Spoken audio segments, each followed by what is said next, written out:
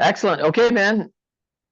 Teammates, we are back once again. If this is your first time listening to the Move Swiftly podcast, welcome to the show. Welcome to the number one show on innovative teamwork. Great to have you. To my regular listeners, you guys have come to expect this. You already know what it's about. And again, we are here to serve you in some way, shape, form, or fashion. Today, I have a guy named Trent M. Clark who is going to come in and light this microphone on fire. The synergy and the way the work he does in regards to leadership, in regards to taking what sports teaches naturally and applying it to you guys as business owners and listeners and how you can apply it to your specific team in business. It's right in line with what we're all about, what we've been all about for the past 5 years. So all that being said, Trent, welcome to the show. Thank you, Aswan. I am thrilled to be here, and I'm going to look to move swiftly. We talked a little football pre-talk, man. I appreciate that, bringing back to the tailback days, and I want to move swiftly. That's what I want to do. Well, before we get started, because you're a Detroit guy, I gotta ask you, are you a Michigan Wolverines fan? I am not a Detroit guy, first of all. I'm a Michigan guy. I grew up in Battle Creek, Michigan, which is kind of, southwest Mhm. central there. And I was a longtime Michigan fan growing up. And then I went and coached with Nick Saban at Michigan State. And my alliances shifted. Let's just say that, Aswan. All right. Well, you're good here because this is a you're talking to a diehard Michigan Wolverines fan, like absolute Nice. diehard. And the reason I love them so much is because when I was a kid, I played football and the uniforms we had were the wing helmets. So I've developed a Oh, loyalty to them through the App State loss, through everything. So before you guys start talking about he's a bandwagon guy, I lived through some rough years as a Michigan football fan. So it feels good to call us the national champions as of this recording. Again, I get that's me sort of looking in the past, but still, yeah. I want to bask in that as long as I'm never going to get tired of saying that. So, all that being said, and you kind of mentioned you working with Nick Saban when he was the Spartans and all that kind of stuff. I'm curious when it comes to your background and how you grew up because one of the things I've been consistent in saying as a football guy is I've always been jealous of how baseball has a proper feeder system. As players coming up, there's, triple A, double A, whatever it is, and you get moved up. And right now, football does not have that feeder system. And I've always kind of looked at your sport from a distance as how a football player may develop versus how a baseball player may develop when they can. Now I'm actually in Palm Beach where I'm seeing a bunch of the feeder franchises and seeing how well they connect with the community. So, to get started off, how was like things growing up for you, being, the sports guy that you are and all that kind of stuff? Kind of dive into your background a little bit. Yeah. So first of all, played both sports a lot, right? You did So football and baseball? very football and baseball, yeah. And so very different, right? And I think you make a good point about the feeder system. Right. The road to baseball is a long, arduous road. I mean, I think the one really thing I really like about football is that there's like three steps. Like be a really good high school football player, be a really good college player, and like be a really good pro player, right? And the challenge is that those gaps between those three things are massive, right? From high school to college, especially like a D1, it's a major shift. And then, I'm glad even you said it. even Listen, this isn't me. I mean, you guys yeah, regularly probably tired of hearing me. So I'm glad somebody else, a baseball guy, yeah. come on and and by the way, it was 10 years with pro baseball with the Detroit Tigers that you So coached. I spent over Right? 12 years, 13 years about in pro ball where I coached for the Detroit Tigers, I coached for the Cleveland Indians, and then I coached for the Los Angeles Angels. So So I thank have you. two of the rings on With today. rings, okay, this guy knows his shit. He's validated the point I've made for years at this point. So thank you so much, Trent, for making that point. Football people, a feeder system for the life of me. How many other quarterbacks? I mean, we talked about Michigan. JJ McCarthy's out for the season. You have a feeder system. These kinds of things will happen. But anyway, let's not get started there because I would go on a tangent when it comes to that. I'll let Yeah. you kind of continue. Well, and there's major challenges, right? Like the very difference of the two is that while baseball's a long, arduous physical season, it's more mentally tough. It's still physically strong because it's every day for so long. Football, it's like you go hard for a week and you recover. But even my experience going from high school into a Big Ten setting, Mhm. with that was massive. I mean, you realize like we have this depth chart and players are going to play. Like if you're third on the depth chart by Yeah. like week 5 in the Big Ten, you are very likely active, because all of a sudden it's like Aswan's our number 1, Right. and he went down week 2 against Ohio State, Yeah. and then Trent came in at number 2, was doing okay, and Okay. then we ran into the Michigan State game, and Mhm. that's a bloodbath. So that's that. So now we got Penn State this weekend. Hey, Jimmy, you're in. So Yeah. if you've been jacking around on reps in practice and everything else, like you're going to embarrass yourself on Saturday, and it's not going to go well for you, and you're likely to get hurt. Yeah, that's a strong point. So you kind of already kind of mentioned this. I interrupted you when you're talking about your background. So you played football all the way until college, or was it baseball? What was the school? I played both baseball. Baseball was my number 1 sport. Tennis was my number 2 sport. I played both those at a Division I school. Mhm. And I played football, and I played basketball until I was about a sophomore. I broke my leg playing football when I was 13 or 14 years old, Right. and came back, played still, and loved it. Did not end up playing my last 2 years in high school because the baseball thing was getting so heavy. Okay. 3 state championships in a row at my high school. We were highly recruited and highly regarded as a USA Today Super 25. Mhm. And so that was rare in Michigan, right, to have teams. Yeah. And so I got this focus in like, hey, I'm a little dude. I'm like 5'6". Like I Mhm. played at like 175.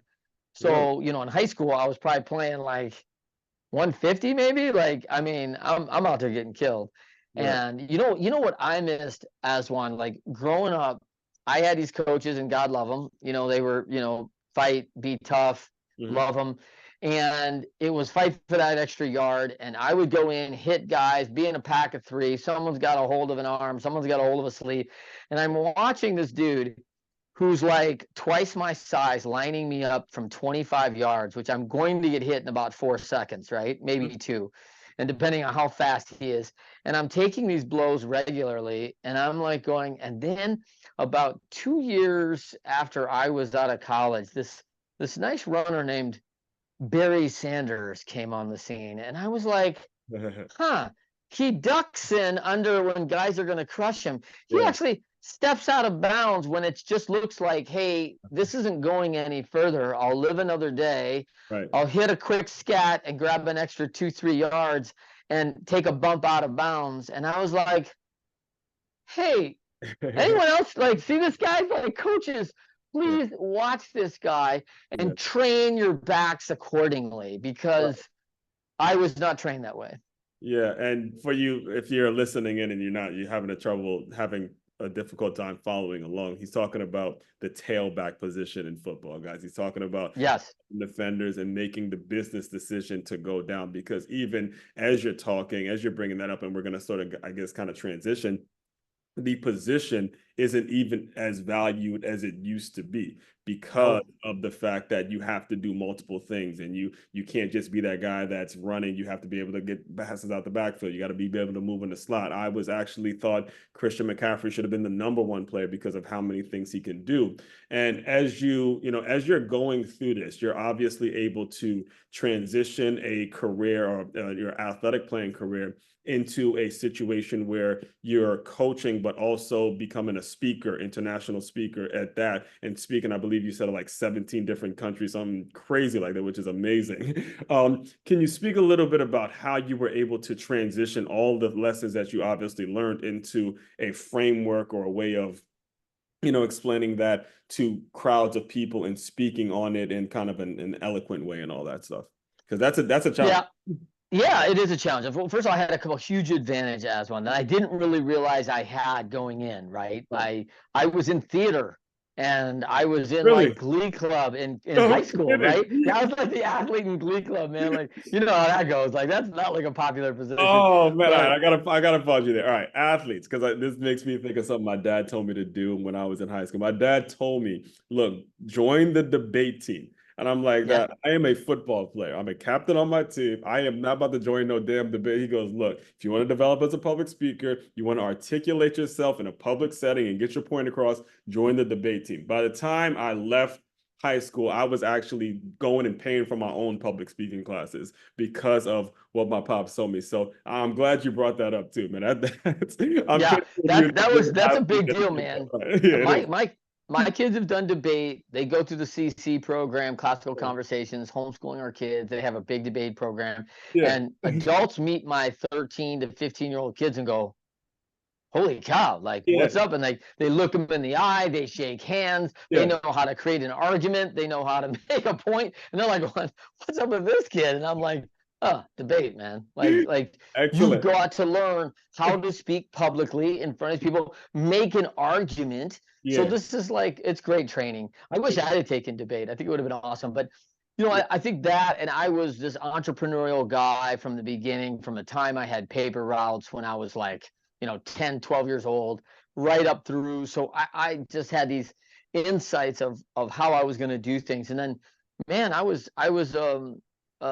played on some big stages as an athlete, and then I started coaching on these big stages. And so, it's funny, as when you win a World Series, or you go to the World Series, all of a sudden you're the smartest guy in the room, and it's funny because I love to talk about 1999, where we turned things around with the Los Angeles Angels. We made a huge commitment to build a winning team, right? To get these leading winning teams. Right. And the Cleveland Indians made a big commitment before 1995 in their first World Series. So you start thinking about like 92, 93, 94. Those are the years where you put your head down and get it all done. And everyone goes, yeah, they're not that good at 500. But I'm like, yeah, but we're coming. Like, we're coming for people. Like, people don't know what we have lined up. In Cleveland, we had 8 future All-Stars in our minor league program that never played a full season in Cleveland because we traded them away and they became All-Stars for other teams. Mm-hmm. And so you're sitting there developing this top-tier talent. You could see it progressing, and you can see it. We are positioning, so important, positioning for the next best thing. And so I was always positioning me of like, hey, how am I going to speak? And then, of course, when you do have some success, everyone wants you to talk about your success and what a great year. And I tell a lot of people, 1999 was a great year that nobody knew about us, but it set the framework for the 2002 World Championship. Well, just for clarity too, because again, something I've been on the record for saying multiple times, you were the strength coach, right? And the strength, I was a strength and conditioning coach and coordinator. Yep. The strength coach is always kind of the missing piece to a lot of programs, because you get your X's and O's guys, and I'm telling you, even in the pros, it's probably like this. Actually, definitely is like this in a way. You get your team that's responsible for bringing money in. You get your X's and O's guys, but then you get that strength department that's responsible for developing the talent. And you're able to start to see the plug, see the hole, see the minors guys that are developing what they're going to need, who they're just going to trade away because of money. So you're getting kind of a huge scope of the entire organization. And you're able to, like you mentioned, you're an entrepreneur kind of at heart. You're able to apply a lot of these lessons towards, all right, what is it I'm going to do if need be, if I got to go branch out on my own, if the contract doesn't get renewed, all that sorts of things. So like you said, there's a lot of, really great, unique opportunities that you're able to take advantage of. Yeah. I mean, one of the huge one was, my first business was really because of baseball, where I had been with the Tigers in 1993 and 94 with Sparky Anderson. And I was learning from a great U of M coach named Brad Andrus, who was hired in by Bo Schembechler when he was the general manager of the Detroit Tigers. And so I had this Michigan guy who we were figuring out, hey, how does baseball do it? Because we can't train like you're going to train football players. It's a very different deal, very different schedule. And you become very aware of that. And so my first business was, we hit the strike, and 5 players asked me to move to Arizona and train them. So I had a private training business in the Arizona area, in the Phoenix area. And that was my first one. Then fast forward 2 years later, where after I go back to Michigan State and start coaching there, become a grad assistant, and I'm coaching and teaching at the university level at Michigan State, getting my graduate degree. And then I signed back with Cleveland, go to the World Series twice. And by 1997, I'm this guy who's really well known for getting athletes prepared for what's about to happen. And we also have this beautiful training facility in Jacobs Field at the time. And all the vendors and athletes start coming to me saying, hey, I'd like to outfit my whole off-season home because we have this walkout level of, 3,500 square feet, because who doesn't in a house that size when you make $20 million a year, right? And so it's like, hey, I'm going to do $100,000 of fitness equipment in my lower level to build this gym out so I can train when I'm at home. I said, I will do that for you, and I'll show you how to write it off on your taxes, because this is part of your job as a professional athlete. You will pay zero income tax on this, and this will all be a write-off for you towards your job. And they were like, I don't understand that. Please show me. And all of a sudden, I'm doing houses for Elvis Gearbach and you name athletes, and they were all calling me.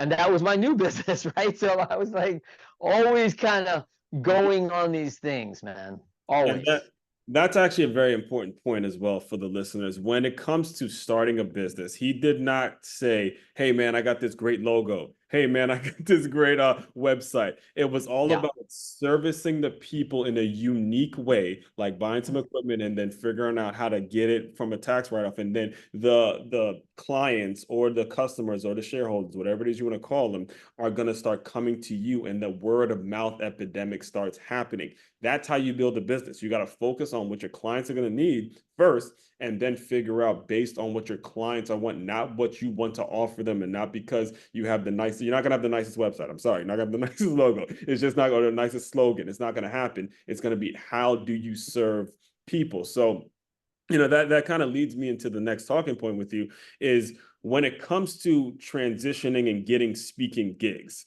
Now, being an athlete, I know this personally, being an athlete or someone that has worked in sports gets your name out there, but it doesn't actually get the deal signed. It doesn't actually get the contracts written up. How are you able to cross that bridge to now you're able to jump out of the industry as just athletics and say, look, I can go talk to just a business owner, anybody that's doing anything, and I can serve that community as well? Well, I think first of all, I had to get some street cred into the business community. Yeah, I was exactly. like, I had to have some business success, right? I got some business success from that business. I bought a franchise called 1-800-GOT-JUNK, and I built Phoenix I've heard up. of them. I built the Phoenix area up to like 32 franchise areas and sold that off for some profit. Wasn't a massive windfall, but certainly did well there. Yeah. And then I've started like 12 businesses, right, in Yeah. total. So I got I went to the school of hard knocks on business, man, and shipping. I was in the oil and shipping business, and that's like a dog eat dog. Like, and this is where I think people don't really know how business is tough, and it is a tough world. And there are a lot of things that you learn from athletics that you're like, hey, man, you better, one, get a coach, because the best in the world have a coach. Why wouldn't you have a coach? Like, get some people around you that are going to really help you, because you got to have world beaters around you. When I was in the shipping business, that's a highly litigious business.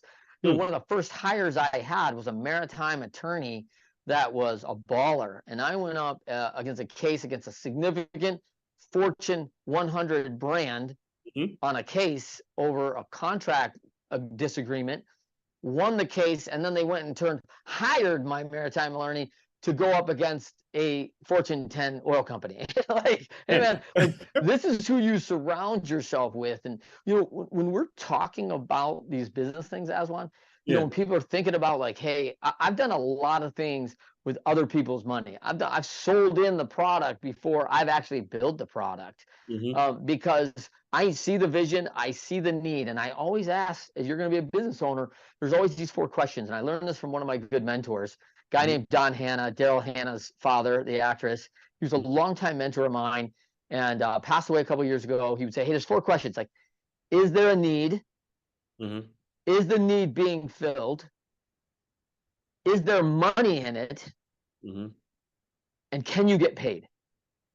Those are 2, 4, because any one of those 4 things falls short. This is not a business. You're going to fire up and spend a lot of energy for a hobby or something, man. Because like, if you do there's this big need, I'm going to, and it's not being filled, I'm going to fill it.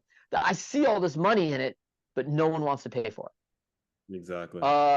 You got a problem, man. Like how will you make that challenge go away? Because you've got to get people to pay. And if there's no money in it, we're not talking there's a business anyway.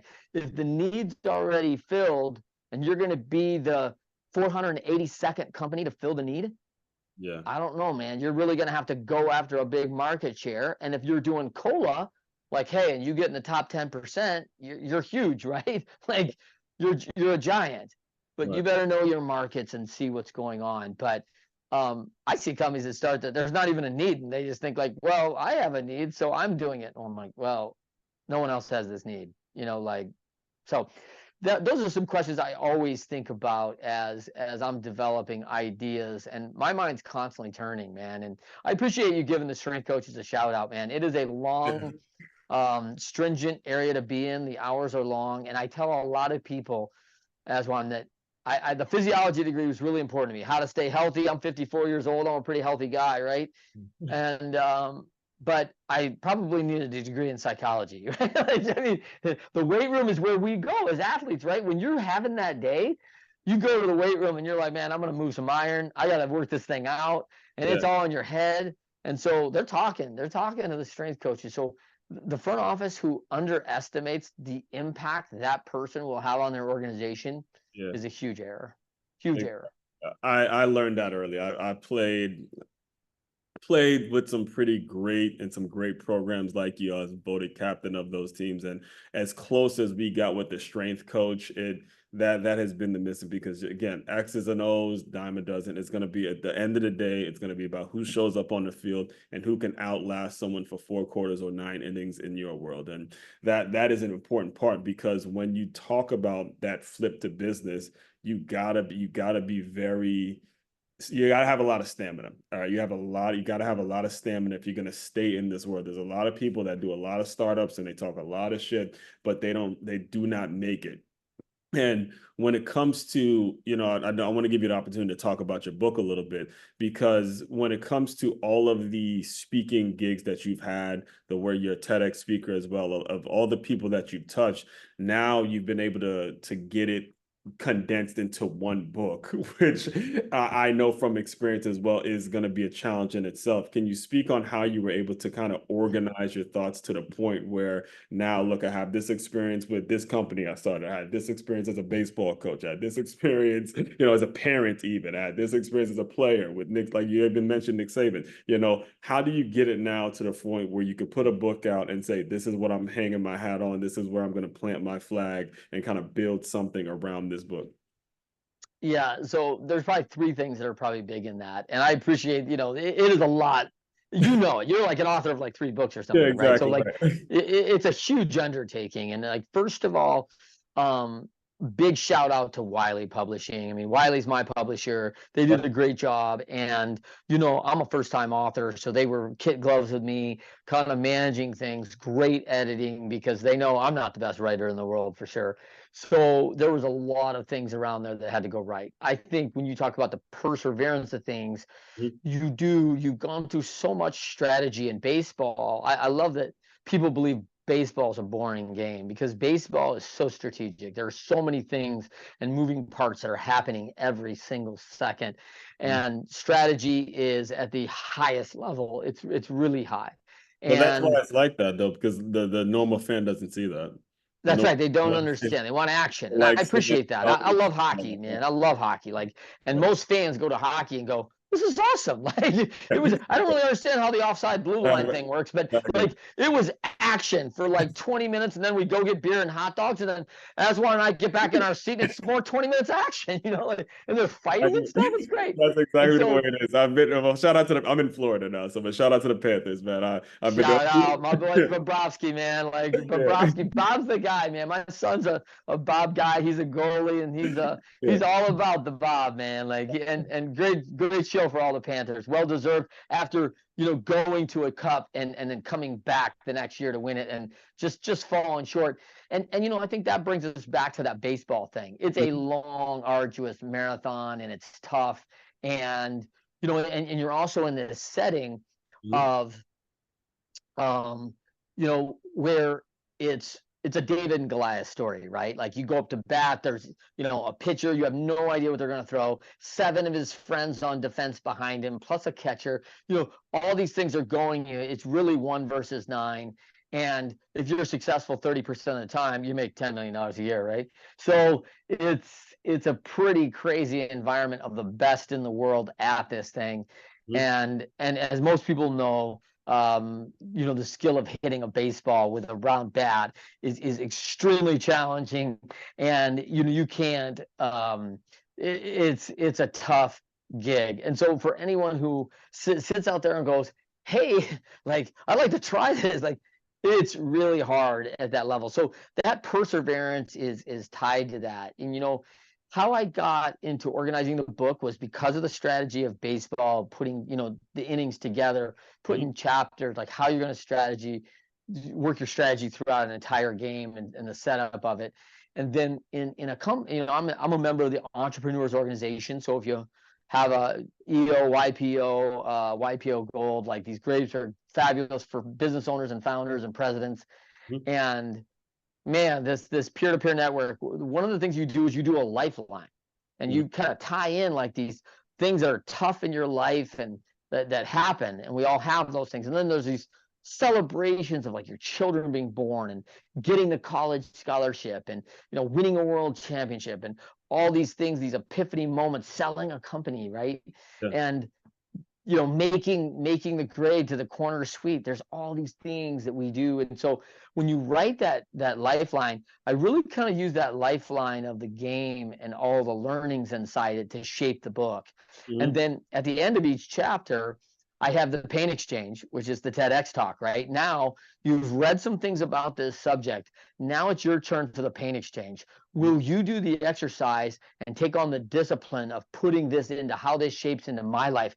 Not into Aswan's life, not into Trent's life, not into, her life, into your life, because you got to own this thing and shape this thing. And I think that there's a lot of people out there right now that are looking for everyone else, right, to do something. Someone come and save me. Like, not going to happen.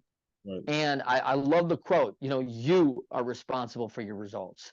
And so this is where we have to take ownership in that. And so that pain exchange is a big deal for the chapters. Really important. If you had to pick a takeaway that you would want readers to get, whether it's the athlete that's reading it or even the parent or someone that maybe knows an athlete or even a business owner, what would it be? And I ask you that because nowadays, and I actually remember it was maybe 4 or 5 years ago, I'm in Florida. So I went to a USA football convention in Orlando, and it was said that the game is under attack. And I was thinking that USA football is part of the reason the game's under attack, because you have kids that are specializing in just one sport. You have parents that are holding kids back and say, reclassing and saying that, okay, just because you're a football guy, I'm going to hold you back a year.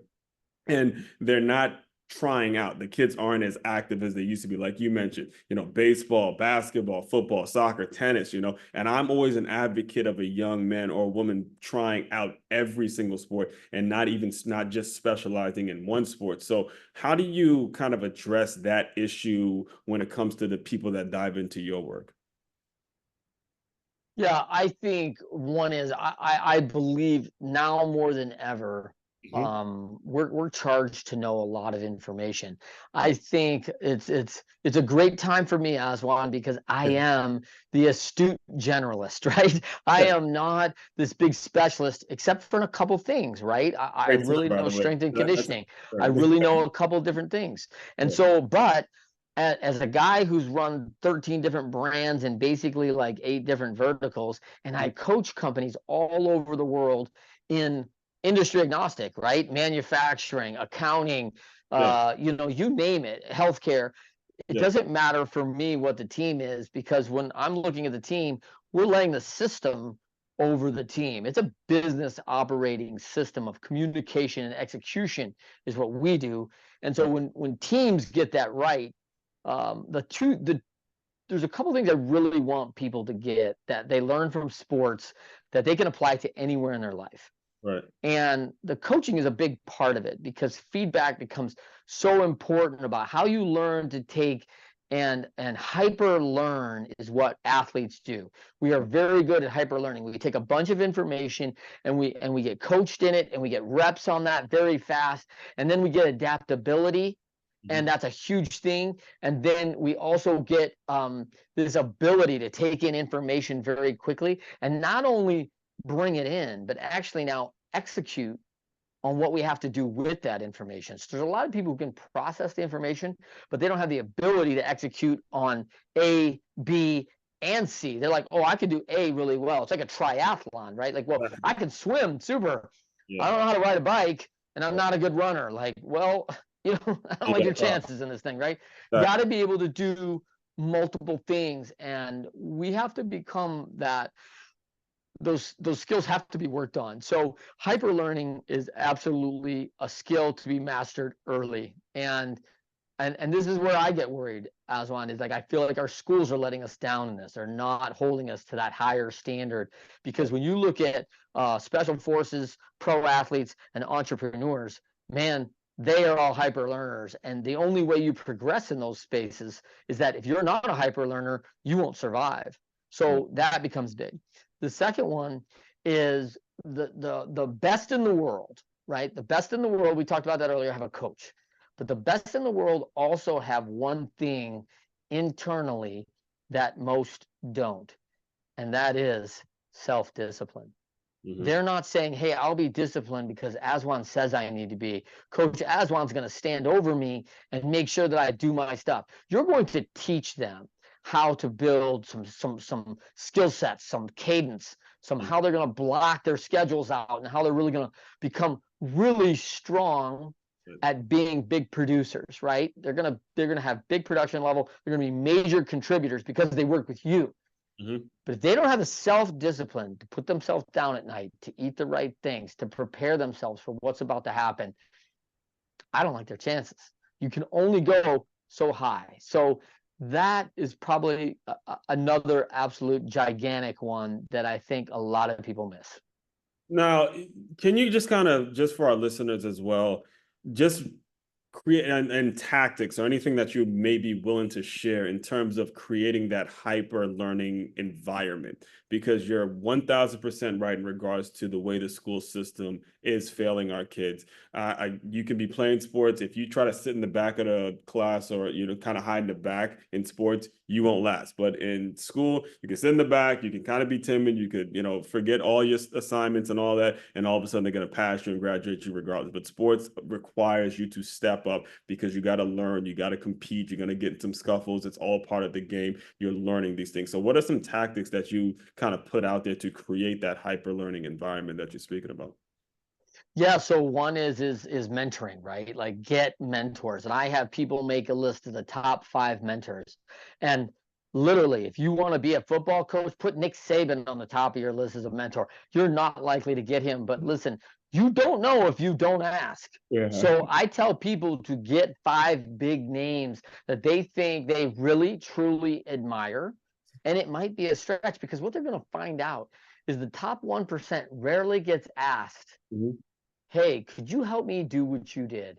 Because somebody helped them do what they did. And they're like, hey, I got to pay it forward. Because you know what? When I was coming up, Aswan took me under his wing and he showed me a bunch of things now. And man, like I got to do it because Aswan did it for me. When he was this big successful guy and he's going along and he comes to my aid and says, hey, I like this kid, man. This kid's got some drive. He's got desire. He's willing to do it. Buys me lunch once a month. Like I'll spend the hour and work on this kid, and I'll give back just like Don Hanna did for me, just like Nick Saban did for me. All these people did that, right? So I think that's number one. I think number 2 is, the reality is goals are big, and I love that, and I love goals, but things happen on the daily, right? And life happens every day. So the key element here is going to be win the day, man. Like how you set up your day, how you start building habits into your day becomes the most important thing. And I think people miss this all the time. They just sit there and go, you know what? I'll put this off. I can get to it later in the week. I can do this. Like get routines that actually produce top production, top results. And so I use the Oak Journal. I use this Oak Journal right there. Daily habits right here. 10, 10, 10 every morning. 10 minutes of meditation, 10 minutes of reading, 10 minutes of journaling. I'm going to lay out my day, my set. I got gratitude right now. I'm thankful that a man like Aswan, who's a super successful guy, who has me on his show. Like, I've got gratitude in my life. I'm going to sit here and here's my top priorities. And I prioritize my day. If these three things happen, like, other stuff is good to have, but these things have to happen. And when I go into organizations that have like 200 people, you look at that and you start going like, man, 200 people doing the top 3 things that's important to them is a massive deal. Because what happens is all of a sudden, if the 200 people do the top 3 most important things, they get 3,000 things done every week of the most important things. And then, of course, they work 50 weeks a year. So this organization prioritizes the top 150,000 most important things every year, because they set their day up every day to do it. Right. And then they go execute on that. And so what I call those companies is the top 5%. Yeah. No one's going to compete against them because they know how to prioritize and they execute on it and complete it. And people, when they're looking for leading winning teams, you want people who will come into your system and understand the importance and value inside that. And when they get that and they see a culture of people having fun, because Aswan, we've been both on really good teams. Yeah. And good teams are hard. It's a bunch of work, and it's a bunch of going through the grinder to win championships. Is that fair? 1,000%. Okay, so when you won it, have you ever looked back on one of those great teams you were on and regretted the workload? Absolutely not. Absolutely not. It's no one regrets working hard. It gets me through my morning. Every single morning gets me through my day. It's just the amount of the rewarding feeling. Yep. To this day, I can memorize every single saying, everything that the coach said, and that feeling. And one of the things that my linebacker coach would tell me all the time, he looked us in the eye and said, "You guys are going through it. It's hot. I get it. You're tired. It's summer workouts." He looked at the field. He said, "There's no better feeling of walking off that field on a Friday night after a win. The lights are, you're seeing your family. There's no better." I'm getting goosebumps. You can't see it, but I'm getting goosebumps thinking about it. Was he wrong? He said, right. 1,000. Was he wrong? He was not wrong. And that's got us through the next sprint and the next sprint and the next sprint. And he was 1,000% right. You win that game on a Friday night where your family's there, you're proud, your friends. I'm getting goosebumps thinking about it, because this was the summer. He's talking in the summer.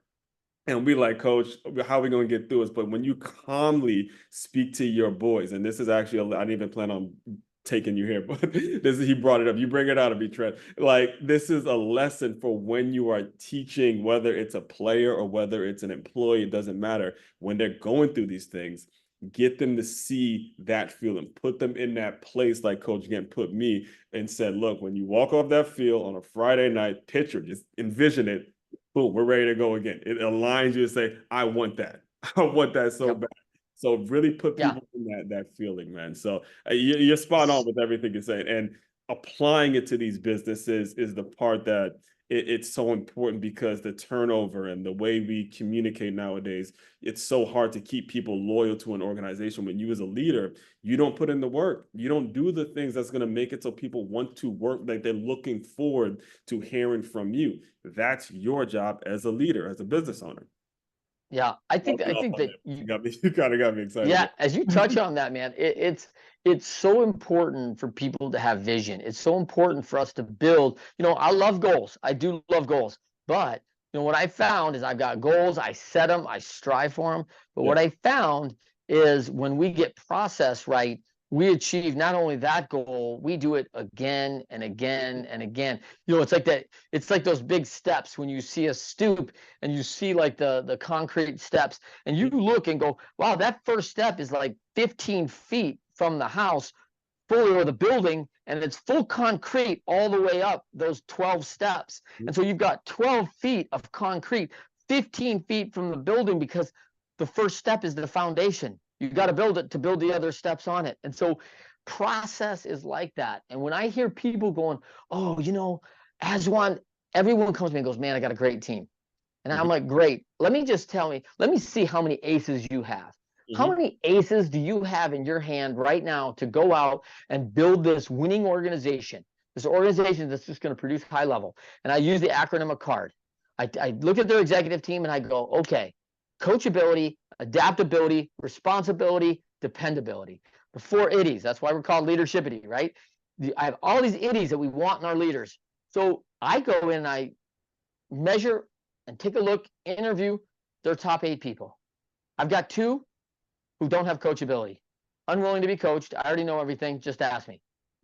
2, no adaptability. Nope, we've always done it this way. I've got to do it this way. Throw the blinders on because this is the way it's always been done.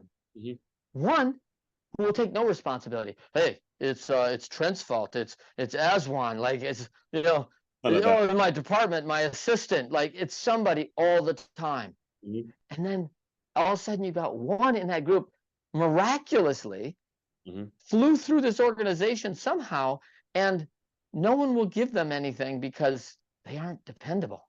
And you're like, this is who we're going to build a winning organization on?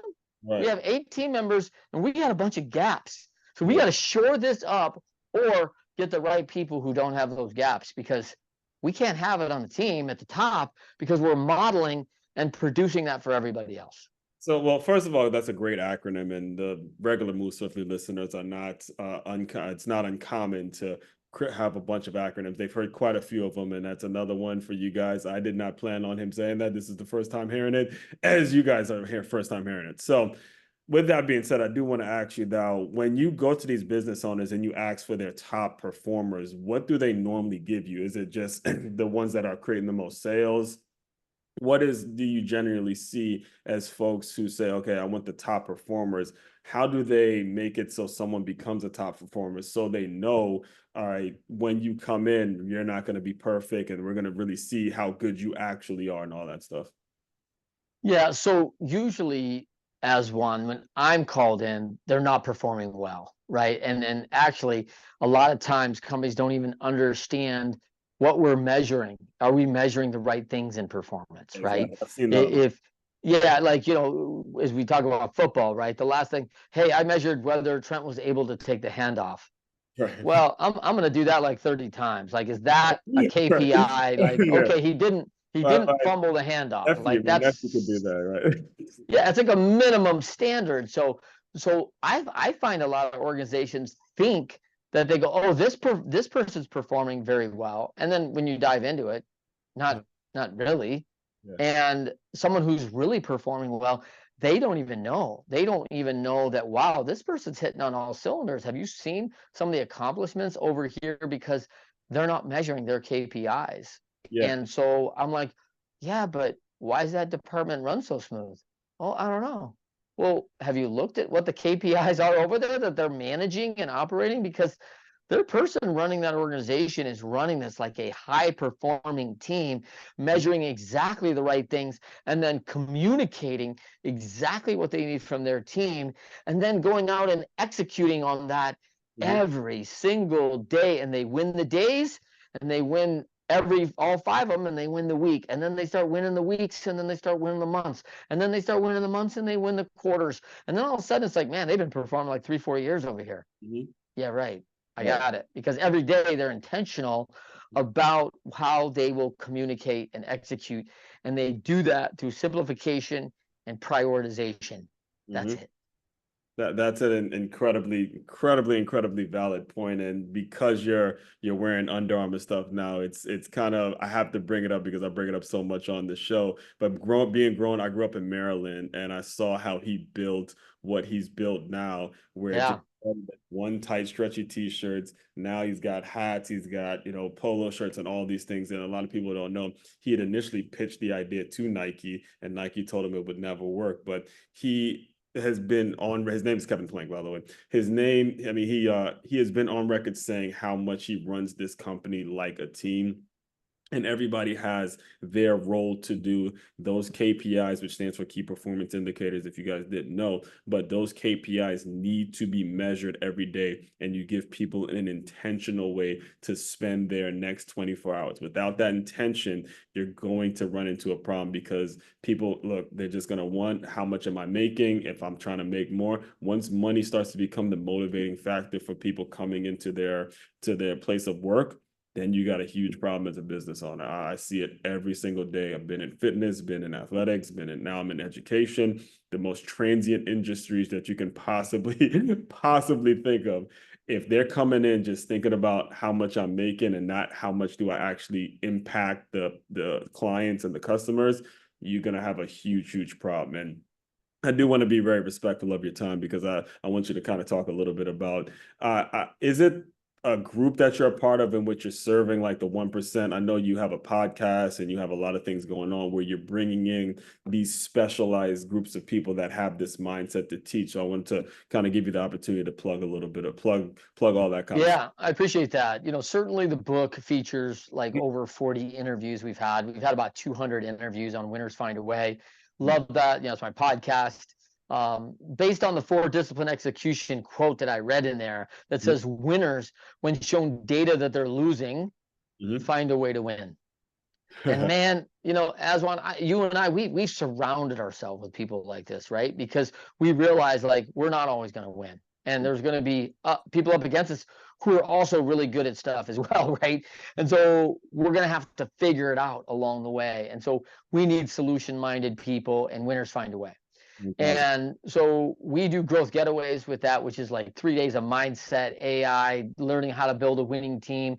I'll throw one of the secrets on there as you're talking about teams from the book, Leading Winning Teams, featured all the rings there on the top.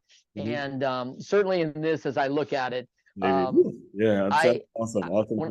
When I looked at it, one of the key things I wanted people to get is that you do need your team members to buy in on what they're doing. And as everybody develops, people want to make more money. And I have got a surefire way to make them more money. If you produce better than 95% other people, and you're the top 5 producer in whatever you're doing, I don't care if whatever it is, you'll get paid. You will get paid. People will find your value, because that's all you do is create value and contribution for organizations. And if someone's not willing to pay you for that, start your own and create your own value and contribution and get paid a lot more than someone else will pay you, right? Because what people can pay you is limited, and what you can make on your own is unlimited. So if you're that good, but I can't see anybody complaining, and I won't hear anybody complaining about what they're making until they can show me how much value they've created for us as an organization, because everybody's always happy to pay when you're creating that contribution and value. And so that's a big one. And I think the other side of this, from a leadership standpoint, as you talk about building, leading, winning teams, one of the things I really want leaders to get is that great ideas come from anywhere. And as people are driving through, you want to know what they want. Help people, help your teammates get what they want. Your team members have ideas. They have goals. They want to get their kids to college. They want to do something. They want to have a house on the lake someday. They're saving for that. Like whatever it is, like put it together for them and understand what they're going for and what motivates them. And then a really good manager, like your coach did for you, shows them, hey, when we do these things, I'm going to show you that result Friday night walking off the field. You're going to meet exactly where you're going to want to be, and you're going to get that feeling, and the endorphins are going to hit your body. And the only thing you're going to think about is, how fast can I repeat this feeling again? Maybe we should practice Sunday, coach, because I'm ready to go, because next Friday, I want this again. And that's what we're thinking about. And when your teammates start thinking like that with you, and we're moving in a direction in alignment, watch out. Yeah, well, on that point, I teach at this school named the Center for Creative Education, and we are brand new. And I have experience driving buses, and they just actually got a bus. So guess who they asked to drive it and pick up the kids, so we're able to bring in more kids, because you don't want to be at a school like this where you have to have the parents pick them up and drop them off. So that point that you make in terms of adding value is incredible. You never know what it is you can do to add some value. But if you can add value, certifications and all that stuff is great, but adding value to whatever your work situation is going to be huge for you to build your reputation on. And like you said, maybe it might be eventually starting your own thing and creating more features. So all that being said, Trent, the way I close out all the shows is I want you to use your imagination a little bit. Pretend you are the young, just athletic sports guy, that pretend that high school version of you, middle school version of you has come into the Zoom room. Now you are the 54-year-old man who's built all the stuff he's built. Pretend that young man has come into the Zoom room. Give him some words of encouragement, and we'll officially close. Yeah, I think if I could tell my younger self something, right, that I've learned for sure, it would be don't fear. Don't fear risk. I mean, risk is real, and you want to assume that risk and take calculated risks, but get yourself in a position where you can be faithful in something spiritually, Yes. because having that spirituality is a big itty, and there's something more important than you. There's a lot more something important than me, and I know that, and I'm not the most important thing. And that's a really important thing for a young, successful athlete to get right out. But building that foundation, realize that you shouldn't fear. You can put your faith in other things and not fear what's happened. This is a time of a lot of disruption, a lot of anxiety. And when we get our foundation right, there's nothing to fear about. And I think that I wish I got that earlier, Swan. I really wish someone would have walked me through that at a younger age. I have absolutely nothing to add. As you guys know, on this show, I'm very rarely at a loss for words, but you covered it well. I'm so glad our paths connected. I'm so looking forward to getting a copy of your book myself and really learning from what you've built.